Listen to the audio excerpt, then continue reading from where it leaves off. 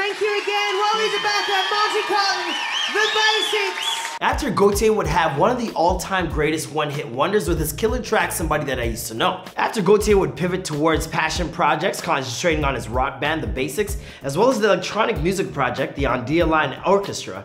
We've just kept getting fascinated by his brilliance as an electrician and the things that he reached for as an instrument designer. After Gotye would still have 120,000 followers on Instagram, over 317,000 followers on Twitter, and just over 2 million subscribers on YouTube at the time of this recording. It's not every day that a musician creates a hit single so popular that it racks up over 1 billion views. And it's even rare when that artist then drops off the face of the planet.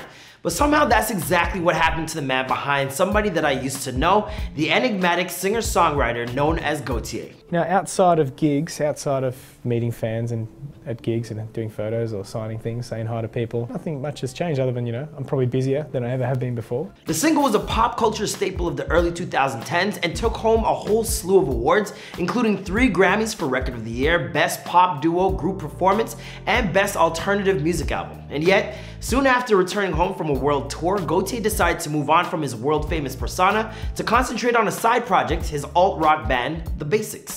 In the black community, that's a completely bad name, like you don't want that name, but hey, it works. He's also worked hard to ensure that a pioneer of the electronic music genre will never be forgotten by preserving the musical legacy of his friends and mentor, Jean-Jacques Perrey. So no, Gotye isn't dead, though you can bet that rumors sure made the rounds. Instead, after achieving the very heights of success, he's decided to pursue his true passions, even if that means shrinking away from the mainstream spotlight. Hey, what's poppin' guys, it's your boy Marlon Palmer. Recent drops in this series have included looks at Ice JJ Fish and the cast of Everybody Hates Chris. The Ice JJ Fish story is crazy and has a wild plot twist. Check it out. Since this show works off request, don't forget to leave us some ideas with who you guys want to see next. And I'll catch you guys after the intro.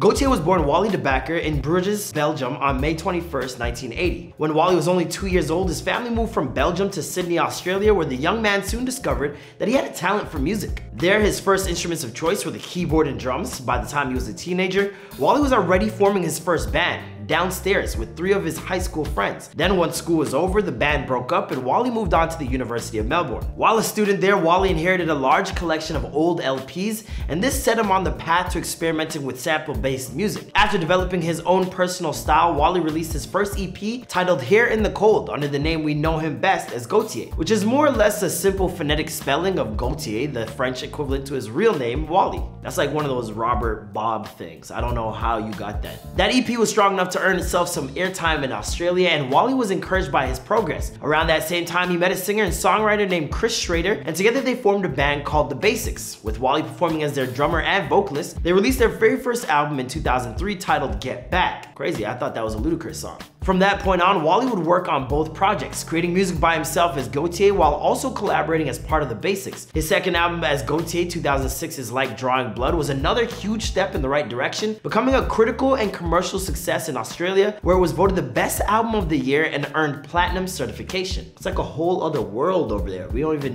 I didn't know that happened. But it was his next album, 2011's Making Mirrors, that would turn him into a worldwide superstar. For 2 years, Wally worked on the album inside his home studio built in his family's barn. And while it's his first single, Eyes Wide Open, was yet another big hit in Australia, it was the next single, Someone That I Used to Know, featuring New Zealand songstress Kimbra, that would become an international smash hit. 300 million people plus. Is it ever crazy to think about how many people you've affected with one piece of music? Sometimes I like to think of a young Chinese boy employed just clicking on that YouTube video 300 million times. Seriously, that song was so popular, it topped the charts in the US, Canada, the UK, Germany, Italy, France, Belgium, Australia.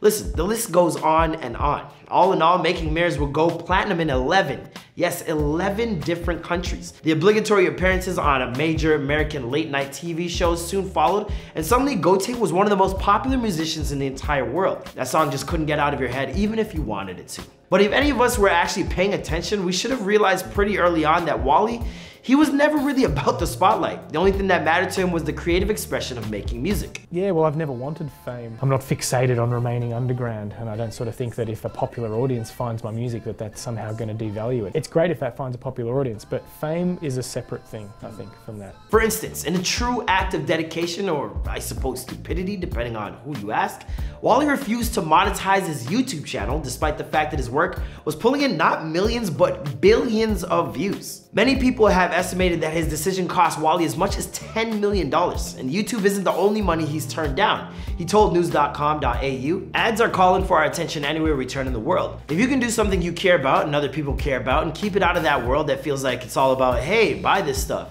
then that's a good thing." That's right, he also refused to license his music for commercials, turning down millions more from big-time corporations in the process.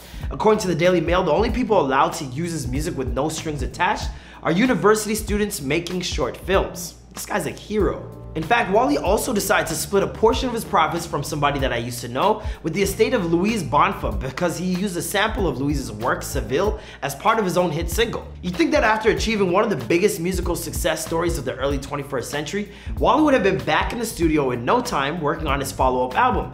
But here we are over 10 years later, and he's never released another project under the name of Gotye. Instead, he went radio silent after his initial wave of success, and the internet got to doing what it does best, convincing others that he had died in the summer of 2012. I mean, everybody was dying in the summer of 2012, let's just be real. Thankfully, that turned out not to be the case, and Wally took to Twitter to let his fans know he was 100% fine. Going on Twitter to tell people, hey, I'm not dead, must be top 3 weirdest things ever. But as he continued to remain quiet, his fans began to wonder what exactly was going on. Why no new music? It eventually got to the point where Wally felt the need to address the issue himself, and he wrote a blog post where he informed everyone that there will probably never be another Gotye song. Instead of continuing on with the Gotye brand, Wally decided to return to the basics and continue to make the music with them. In fact, he and his brand have continued to release singles at a pretty prolific pace over the past few years, but because the group sounds absolutely nothing like his Gotye material, almost no one ever knows it's actually him. Which I think is probably by design. He probably did it on purpose. He hates you guys. Thanks for being so lovely. Back in the hometown, yes! Beyond that musical outlet, Wally also became friends with a pioneer in the electronic musical genre, Jean-Jacques Perrey. Perrey was a member of the early electronic music duo Perrey and Kingsley, who had a massive influence on everyone from the Beastie Boys to television shows like South Park and even SpongeBob SquarePants. For a number of years, these two worked together, and when Perrey passed away in 2016, Wally refused to let his musical legacy die with him. Instead, he created the On the Line Orchestra, named after the instrument that Perrey created, which works with synthetic sound. Wally then organized 2 shows for the orchestra and dedicated both of them to Perrey. It's something that started quite a few years ago when I was already listening to Jean-Jacques' music a lot and thinking how great it would be to find an Angeline someday.